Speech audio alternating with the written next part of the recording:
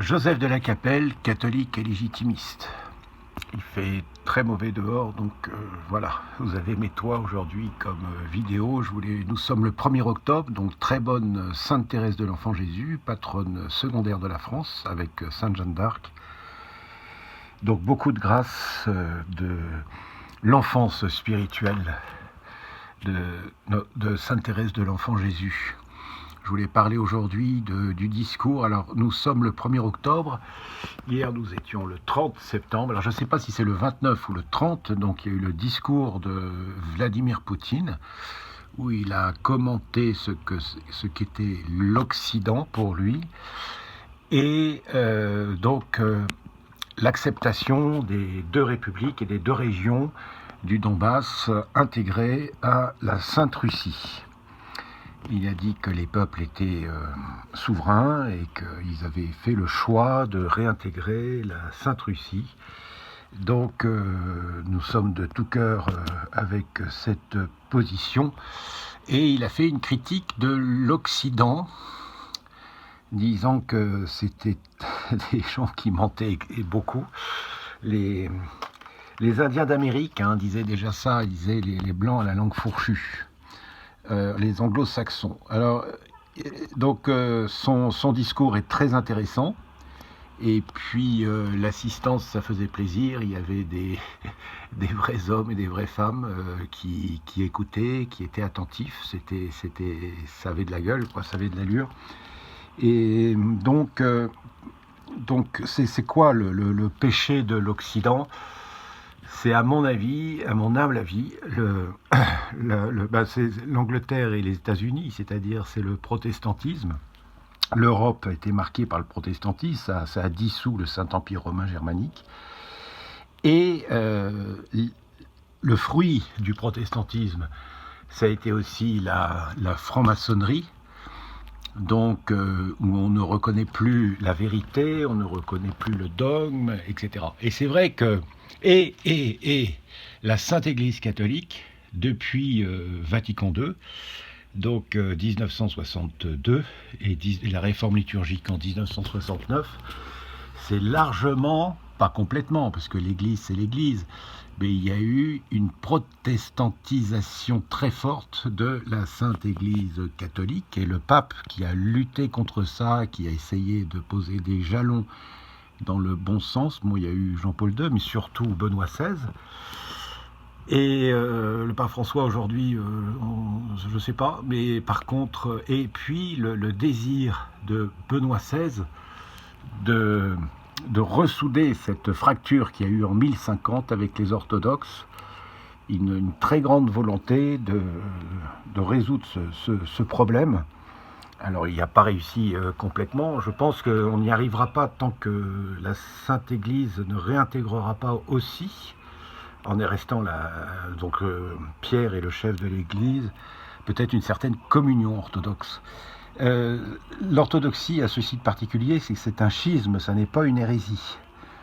Donc, au niveau du fond, ils sont très proches de nous. Ils ont la succession apostolique, ils ont tous les sacrements. Et au niveau de la foi, ils ont le credo de Nicée et Constantinople, ils ont le credo des apôtres. Donc il y a eu des variantes, parce qu'effectivement la Sainte Église catholique a redéfini des choses depuis, mais disons qu'on est vraiment très proche. Donc le fond du problème, c'est quand même ça. C'est-à-dire qu'on est d'abord protestant, au bout d'une génération ou deux, on devient athée, après on devient franc-maçon, etc. Et aujourd'hui, aux États-Unis, tous les hommes qui ont un certain niveau de responsabilité et tout ça et puis c'est officiellement, c'est franc-maçon, etc. Donc la franc-maçonnerie est directement issue du protestantisme. Voilà. Alors que l'orthodoxie, si vous voulez, les orthodoxes pieux, voilà, la liturgie, etc., par rapport aux catholiques traditionnels, il y a une très grande proximité. Alors il y a une différence, d'accord. Donc ça, c'est l'histoire des patriarches et puis du pape pour résoudre ce problème. Enfin, ça fait presque 1000 ans maintenant que ça dure et c'est une grande souffrance. Mais il y a beaucoup moins de différences entre les catholiques et les orthodoxes qu'entre les catholiques et les protestants. Protestants, il n'y a rien à faire. Ils ne reconnaissent pas la succession apostolique, enfin la majorité ne reconnaissent pas la succession apostolique, ils ne reconnaissent pas les sacrements, ils ne reconnaissent pas la communion des saints. Enfin bref, c'est une catastrophe. Alors que l'orthodoxie est beaucoup plus proche de l'Église catholique traditionnelle, va-t-on dire. Voilà, j'espère que je n'ai pas dit d'hérésie. J'espère que je n'ai pas dit d'hérésie. Donc, ce qui serait bien aujourd'hui en France, l'autonomie des peuples. Donc en France, on a deux peuples. On a un peuple libéral et de gauche, on va dire, communiste aussi. Et puis on a aussi le peuple de la vieille France, catholique et légitimiste. Et donc, le vote, moi, il est fait. Donc, moi, je suis pour une alliance avec la Sainte Russie actuelle, la Russie de Vladimir Poutine. Donc, la France, c'est la deuxième puissance, c'est la seule puissance nucléaire avec la Russie. Et il faut faire un OTAN 2. Donc, moi, j'ai déjà voté, puis j'ai raison, puisque je suis catholique et légitimiste. Donc, il faut une alliance entre la France et puis qui même me suivent. C'est-à-dire, s'il y a des pays qui veulent faire une force de l'OTAN 2 avec la Russie, sans les Américains, pour l'unité de l'Europe au niveau de la défense, au niveau économique, au niveau de la liberté des peuples et de la souveraineté des peuples, je vais tout à fait dans ce sens-là. Donc on peut faire, avec Xavier Moreau, là on a vu, il a montré les postes de vote, c'était très impressionnant dans le Donbass.